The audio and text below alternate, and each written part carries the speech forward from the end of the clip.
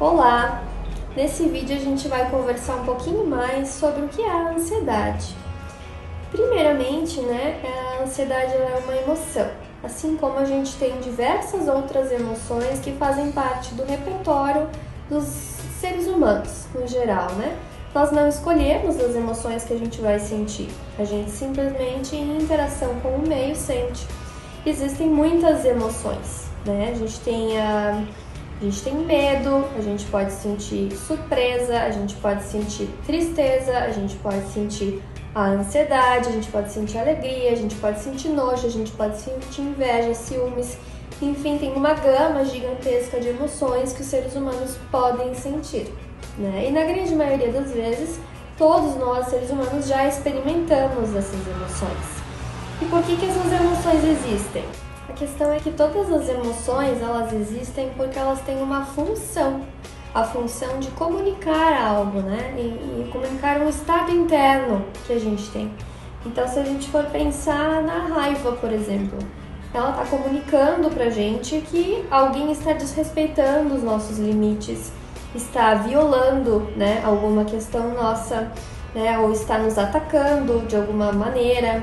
Enfim, é uma emoção que, por mais que a gente goste ou não de sentir, aí é outra questão, ela existe porque ela é importante, porque adaptativamente, evolutivamente, ela teve uma função que nos fez sobreviver, E a gente pode pensar na ansiedade, por exemplo, quando o ser humano vivia no tempo das cavernas, que ele tinha que sair para caçar. Se ele avistasse um predador, sentir a ansiedade é o que colocaria ele diante de uma possibilidade de luta, fuga ou paralisação.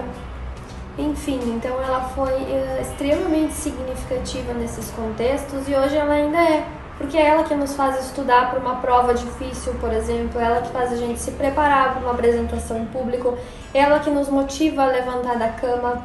Então a ansiedade ela ainda hoje tem diversas funções e a gente não perdeu e vai continuar sentindo. E às vezes a gente recebe pacientes do consultório com a demanda de não quero mais sentir ansiedade. Não é possível não sentir a ansiedade. Mas os problemas com relação à ansiedade, eles acontecem quando ela passa a se tornar desregulada. Quando ela está excessivamente em questão, E não existe nenhum motivo que a justifique. Ela não tem função, não tem necessidade de que ela apareça naquele momento. E às vezes a gente vai para as patologias, com relação à ansiedade. Quais patologias, A gente tem uma variedade muito grande de patologias associadas à ansiedade, A gente tem ali o comer compulsivo, a gente tem o transtorno obsessivo compulsivo, a gente tem a ansiedade generalizada, a gente tem fobias, a gente tem o transtorno do pânico, enfim, uma variedade muito grande. E aí, por que então ela está aparecendo se ela não tem uma função naquele momento? Porque aí a ansiedade ela está ocupando o lugar de um sintoma. O que é um sintoma?